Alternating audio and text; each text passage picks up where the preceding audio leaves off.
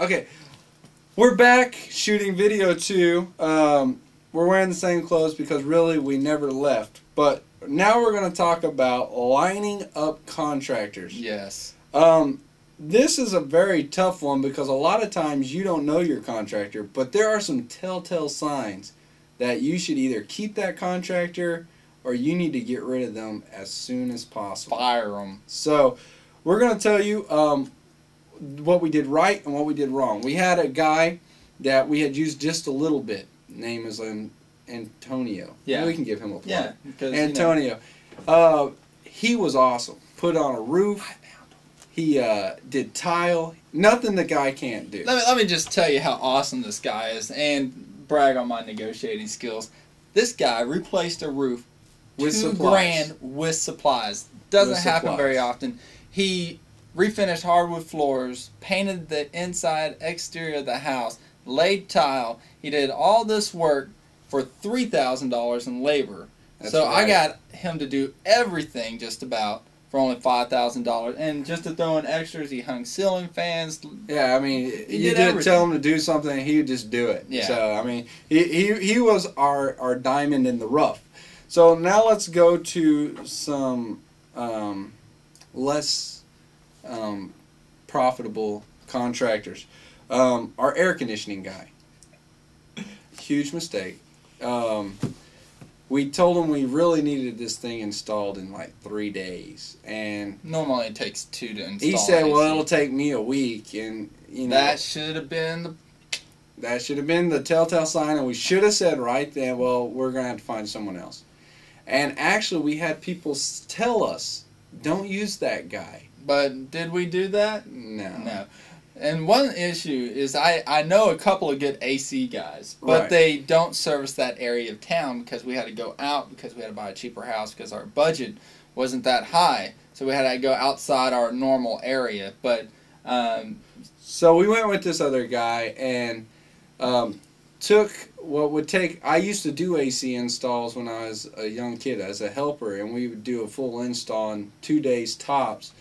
Took this guy 3 weeks. 3 weeks. Plus. And on our open house day, he was on our front porch putting pipes together. It's hard to get people to walk through your house, first of all, when it's hot. And second of all, when you got a air conditioning guy on your front porch eating his lunch and putting pipes together. So open house didn't go too well. and we had probably a good 5-6 people walk through the house that day. Also, with hardwood floors, they were already refinished, and he's dragging an air conditioner through the house, scuffing up the floors. You know, just messed one up thing the after whole another. living room's worth of hardwood, So- from foot tracks and everything else. I mean, And 'cause then the price he quoted us ended up not being the right price, and he charged us for parts that should have been included in the price, and it just one thing after another. We had to end up installing the vents. I mean, Yeah. it's just one thing after another. So we should have called it first, at the beginning, at the beginning when, Just said when he no. would say, "I can't be out there today," or "It's going and to just fired them. And we should have fired him then, or never even hired him.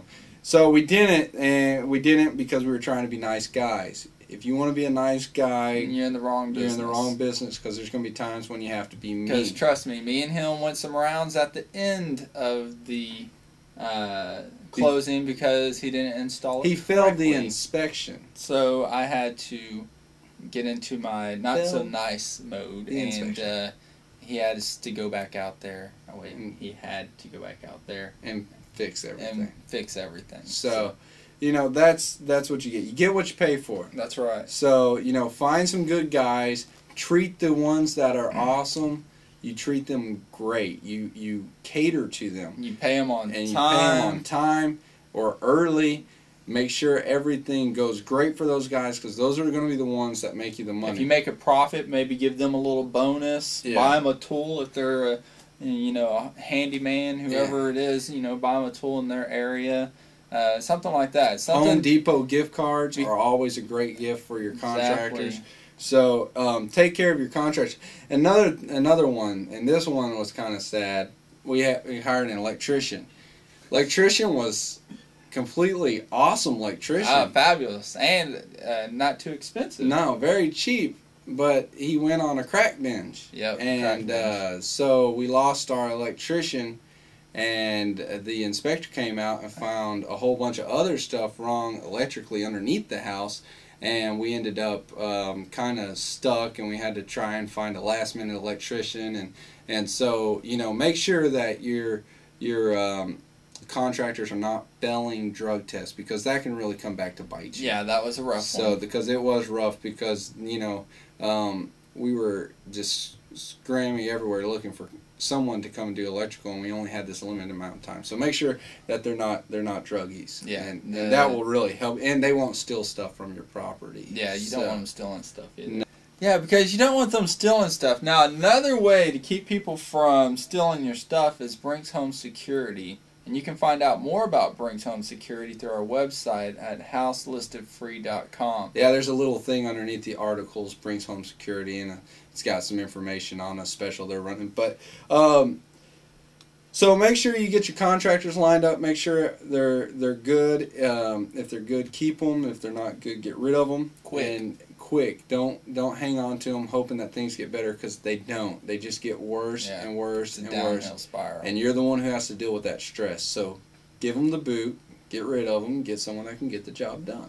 So that's that. And make sure you visit our website, houselistedfree.com. Houselistedfree.com. You got to check it out. There's a lot of resources, articles on there that you can read on how to flip a house or how not to flip a house, and a lot of great resources if you're looking to buy a house. We got Lending Tree on there, help you out with getting financing. a mortgage. They'll go to different brokers, find the lowest rate. They also do investor loans at Lending Tree. So make sure you check out lendingtree.com, and be sure and check out number 3. This is the big one, especially if you're a person that likes to flip but don't like to look at the money. We're going to be talking about a budget when we come back. So make sure you stay tuned for the budget video. Until next time, this is Brad. It's Chad with houselistedfree.com.